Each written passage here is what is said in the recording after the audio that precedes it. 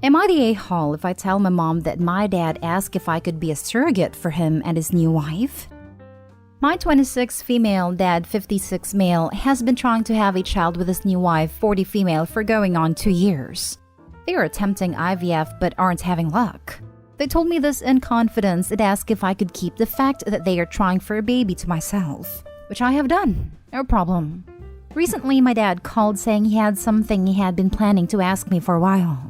He asked if things with IVF don't work out, if I would be willing to be a possible surrogate, with donor DNA for both of them.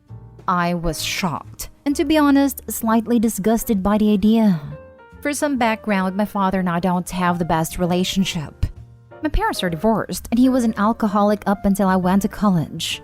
We went 3 years without speaking to each other because of an argument. We only started speaking again 3 years ago. All of this makes the fact that he asks so shocking. When he asked, I gave an awkward chuckle, told him, I don't even know if I ever want to physically have a child myself. And if I do, I would probably use surrogacy myself if I could, you know? He was audibly disappointed when he responded with, No, I don't know. There was an awkward pause and I said, Yeah, well, sorry, but I love you. And we hung up. I was so shocked I thought I had entered a twilight zone and started to feel nauseous. I was going to keep this to myself, but I don't think I can. I want to tell my mom, 60 female. We have a very close relationship and constantly tell each other everything. Even if this is the end of that conversation, the fact that my dad felt comfortable asking me is weirding me out. I'm slightly concerned she might attempt to off him.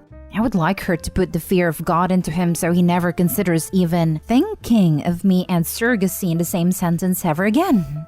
My dad is a selfish person. I know he didn't consider the ramifications of what being pregnant and having a child would have on me at all, even if I would not be involved with raising it. I know part of me why he asked is because he was hoping to save the money a surrogacy agency will cost. It's grossing me out that he had to have thought about me being pregnant.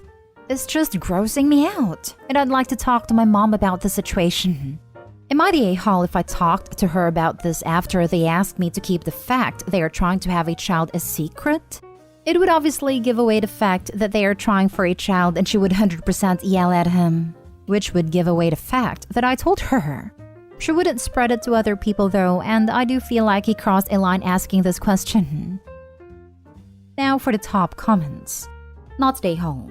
I'm usually the camp of don't spill secrets, but this is a huge ask. And if you need to confide in your mom, confide in her. It's something that majorly affects you. If it eases your mind, you wouldn't even qualify to be a surrogate. No legit fertility place will allow you to be impregnated, so his attempt to get around other fees would fail. Even the places with the loosest restrictions wouldn't accept a surrogate that has never carried at least one pregnancy to term. It's the most major of requirements. I am too when it comes to secrets, which is why I'm having a difficult time of it.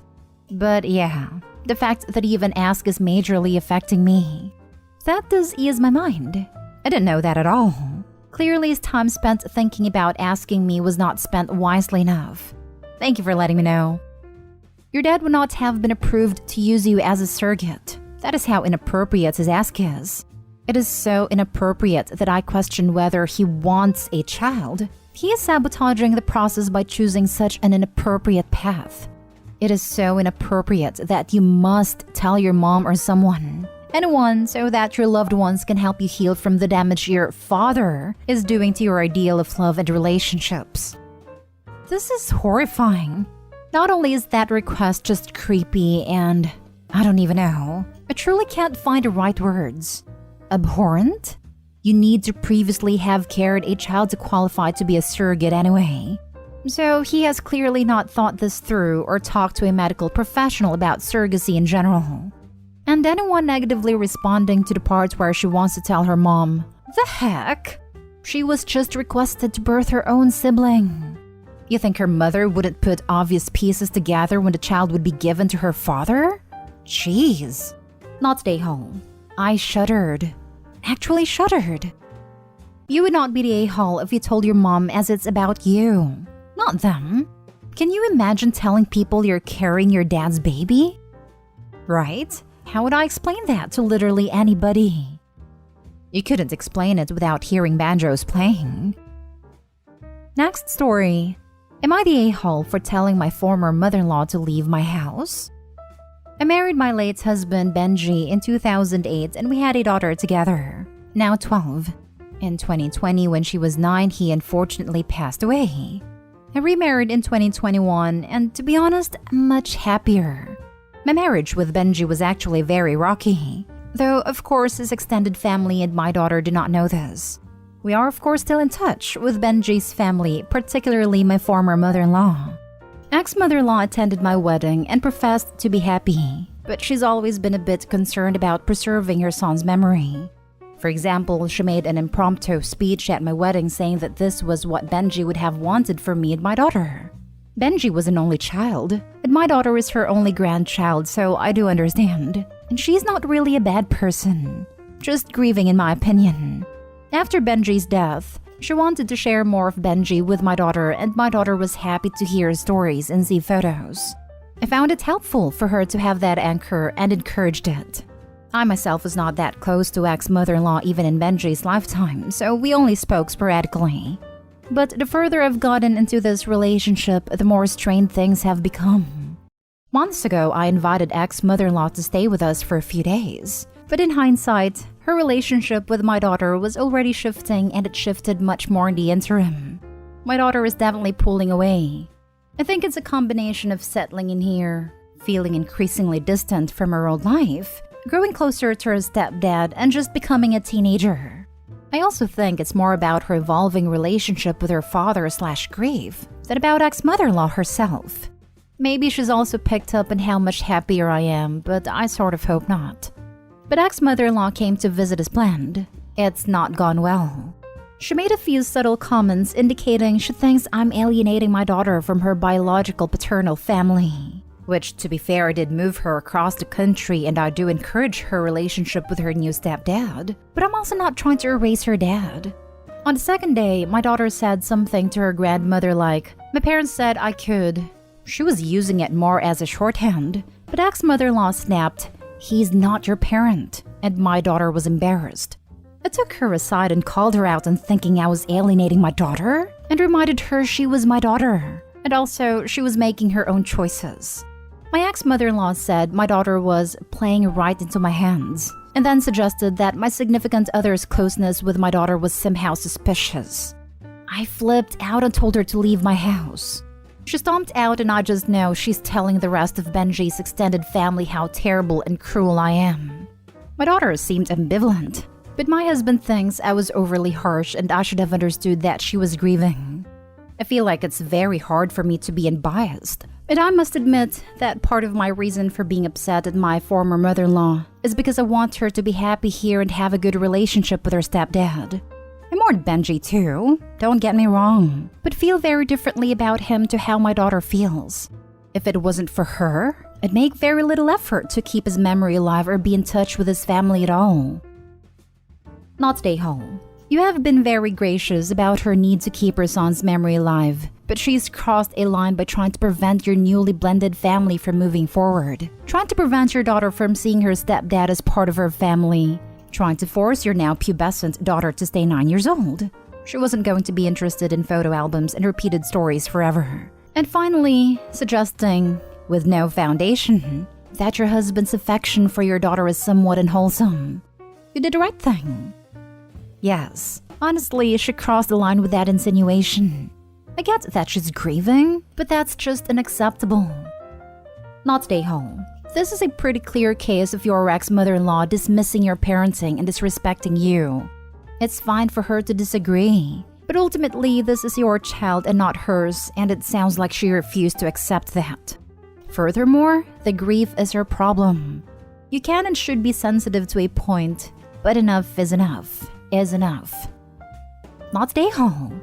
She was totally out of line. For me, the "he's not your parent" line was a full-on deal breaker.